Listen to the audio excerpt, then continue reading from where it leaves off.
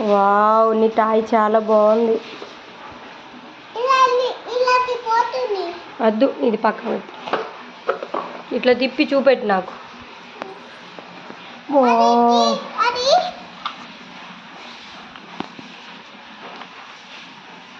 ఎటు వెళ్తుంది నీ ట్రైను? డీమార్ట్కి వెళ్తుందా? ఎక్కడ కొనుకొచ్చుకున్నావు?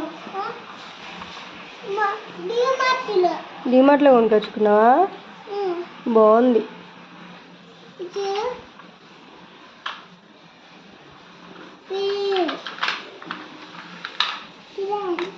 అచ్చో, ట్రైన్ పడిపోతుంది.